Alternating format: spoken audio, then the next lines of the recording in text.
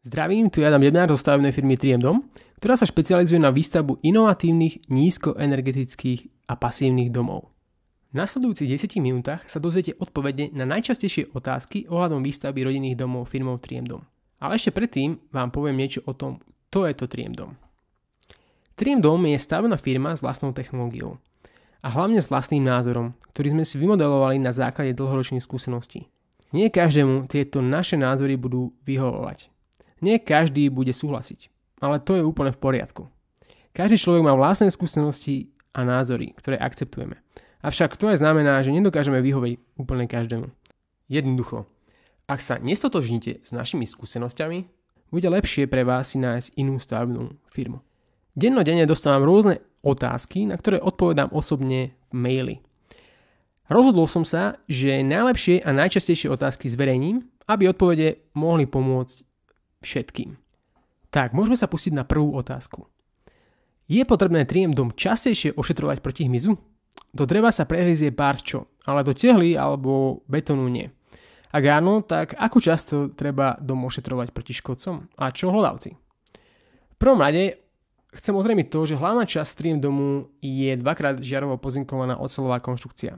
Pokiaľ viem, tak oceľ hmyz neľubí a ani hlodavce. Ale drevo používame taktiež. Drevo využívame hlavne na krov, kde dokážeme lacnejším spôsobom zabrániť tepelným mostom pri prepojení s oceľovou konštrukciou. Čiže často používame OSB plášť, teda OSB dosky, ktoré spevnia celú konštrukciu. Používame ich roky. Tieto drevené časti sú samozrejme ošetrené voči škodcom a sú uzavreté v tej konštrukcii. Nie je tam žiadny prístup vzduchu, nie je tam žiadny prístup vody, vlhkosti, nemá sa tam čo pokaziť. Čo sa týka hlodavci. Osobne som vyrastal v murovanom dome a mali sme v ňom myši a nie neprehrízli sa, ale jednoducho preliezli vetračkou. Čiže myš môže byť v každom dome. Aby sa chcelo napríklad myši prehrísť dovnútra 3M Domu, tak by musela prejsť tvrdou omietkou 10 až 15 cm izoláciou, tvrdou OSB doskou, ktorá má nosnosť na jeden šroub až 800 kg. A až vtedy by sa ocitla v stene. Otázka je, či by túto celú cestu dokázala spraviť a druhá otázka je, čo by tam vlastne robila. Z čoho by žila? Ak by sa chcela prehrísť dovnútra domu, tak by musela prejsť ďalej 15 cm minerálnou vlnou, dvojitou parozábranou a s dvojným sadrokartónom. Na konte máme postavených 570 rodinných domov a nepočuli sme o žiadnej super myši, čo by toto celé absolvovala. Máme tu ďalšiu otázku? Ako je odolný 3M Dom voči silnému vetru? Čoraz častejšie sa skloňujú možnosti hurikánov aj v našich zemepisných šírkach. V prvom rade si nesmiete mýliť lacné montované domy z USA s 3M Domom. Domy, ktoré môžete vidieť vo filmoch či správach, nemajú žiadne základy.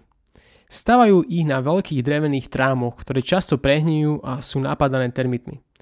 Určite ste videli americký film, kde sa pod domom mohlo plaziť.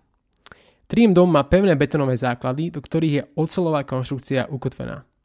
A aj práve preto prešli 3M Domy skúškami Technologického ústavu EMI v Maďarsku a technológia je certifikovaná. Takže žiadne strachy. Tak, ďalšia otázka. Hlučnosť. Ako veľmi musí byť človek potichu, aby ho nebolo počuť z vedľajšej izby? Dá sa to nejako vyjadriť v decibeloch alebo podobne? Nuž, najviac hluku z izby do izby prechádza cez dvere a spopod dverí. A je to úplne v jednom, akom ste dome. Aby sa tomu mohlo zabrániť, tak tam musíte dať protihlukovú lištu a odizolovať dvere protihlučnou penou. Vnútorné priečky 3M Domu obsahujú 10 cm minerálnej vlny, ktorá je lepší zvukový izolát než tehla. Plus z každej strany sú odizolované zdvojeným sadrokartónom, ktorý je tiež skvelý pohlcovač zvuku. To znamená, že každá stena má vlastne ešte 4 vrstvy sadrokartónu. Naše steny využívajú aj dubbingové štúdia v ECQ kvôli špičkovým zvukoizolačným vlastnostiam. Decibelová norma je ďaleko lepšia než u murovanej stavby. A v prílohe je výpis certifikátu, kde si môžete pozrieť odolnosť voči hluku v decibeloch. Čo sa týka kročiavej hlučnosti na poschodí, tak tu odstraňujeme betónovým potierom. Ďalšia otázka. Aké sú náklady na údržbu po 20 rokoch? Som človek veľmi lenivý a nechce sa mi po 20 rokoch behať okolo domu každý deň a riešiť rôzne problémy súvisiace so zastarávaním. Teda ako treba takýto dom ošetrovať a ako často? Nuž, o dom sa treba starať. Tak ako o každú vec. Na steny 3M domu, ktoré sú automaticky pasívne v štandarde, dávame záruku 30 rokov. A bežne sa malujú vnútorné omietky každých 5 až 10 rokov. Ak máte drevené prvky, napríklad drevenú fasádu, tak ju musíte ošetrovať každé 2 roky. Ale celý dom sa dá navrhnúť tak, aby bolo na ňom čo minimum údržby. Najdôležitejší prvok na celom dome je strecha. Ak vám do domu nebude pršať, tak dom vydrží stovky rokov. V 3M dome používame napríklad betónovú škrydlu Bramac, ktorá má záruku cez 30 rokov. Vydrží približne 50-60 rokov, potom ju samozrejme treba vymeniť. Ďalšia otázka. Horlavosť použitých materiálov. Čo ak by prehorela elektroinštalácia? Vyhorí celý 3M dom? Okrem oceľovej konštrukcie. No, Technologický skúšobný ústav EMI v Maďarsku robil testy aj voči požiaru, kde bola priečka v peci zaťažená 9 tonami a neprehorela ani po hodine a pol. Na Slovensku je norma prehorenia 30 minút, čiže v 3M dom je absolútne požiaru odolný. Ďalšia otázka. Čo spraví taká prasknutá vodovodná trúbka v 3M dome? Tehla voda až tak neublíži, ale aké škody spôsobí drevu? Dajú sa jednotlivé drevené steny diaľce vymeniť bez toho, aby sa musela rozobrať polka domu? V prvom rade my stavíme z ocele, alebo z oceľovej konštrukcie, ale vysvetlím vám, ako to vidím ja. A povedzme, že by dom zaplavilo. Murovaný dom by sa musel vysúšať aj niekoľko rokov, alebo by ste si museli zaplatiť profesionálne sušenie, ktoré by bolo dosť nákladné. A mohla by byť narušená aj statika domu, to vlastne povodňou napríklad, kebyže príde. A drevodom má s vodou asi najväčší problém. Z neho by ste tú vodu tak ľahko nedostali. A statické časti domu by sa mohli skrútiť a tiež narušiť. Pri oceľovej konštrukcii tento problém nemáme. Oceľ je 2-krát žiarovo pozinkovaná, čiže tu nehrozí ani žiadna korózia.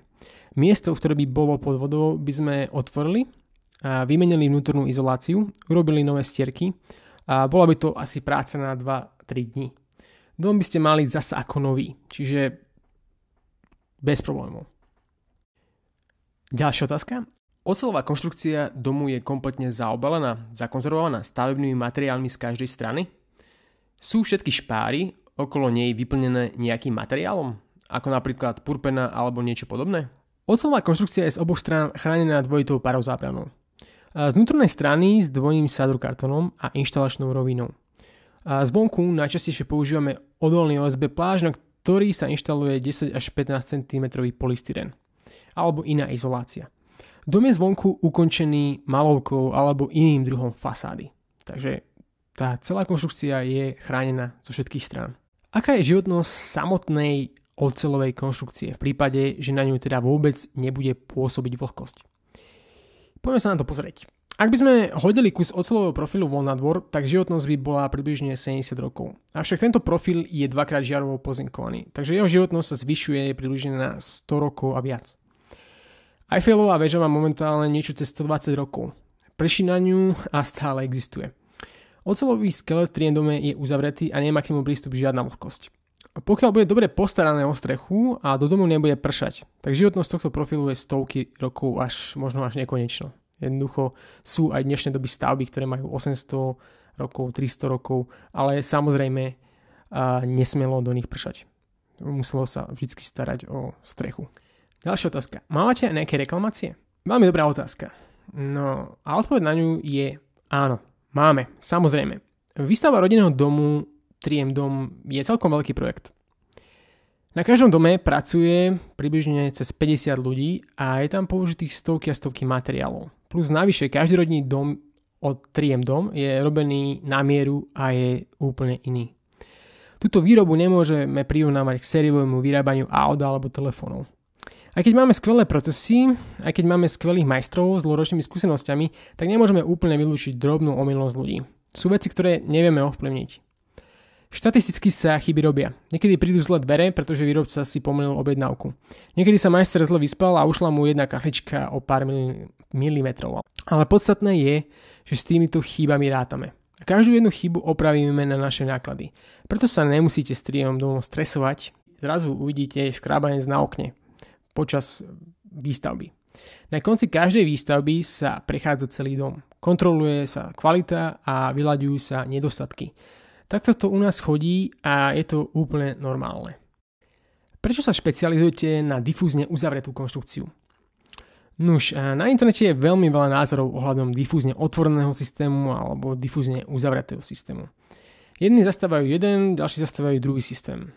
Ak ste skalopevne presvedčení, že difúzne otvorený systém je najlepšie riešenie, tak vám už teraz môžem povedať, že 3M Dom nie je pre vás vhodná stavebná firma. Pretože 3M Dom sa špecializuje na difúzne uzavreté systémy a je na to niekoľko dôvodov. Poviem vám to v skratke. Difúzne otvorený systém je robustné riešenie. Ak sa pri výstavbe spraví nejaká chyba, tak dom je relatívne dobrý a nemusí sa s ním robiť blower door test a hľadať netesnosti domu. Na druhej strane, parametre nízkoenergetickosti alebo pasivity sú dobré len na papieri. Pretože výpočty na stránkach zhotoviteľov nerátajú s poveternostnými podmienkami a skutočným svetom.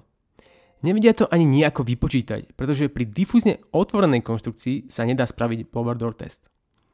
V 3M Dome sa nám tiež nepáči predstava, že by mali vodné páry prechádzať cez celú konštrukciu. Myslíme si, že voda či vodná para nemá v izolácii a v konštrukcii čo robiť. Difúzne uzatvorená konštrukcia je týmto pádom lepšia, pretože vieme reálne zmerať, či je dom naozaj nízko energetický alebo pasívny a či je vhodný do akýchkoľvek poveternostných podmienok. Ale aby to bola pravda, musíme byť o to precíznejší.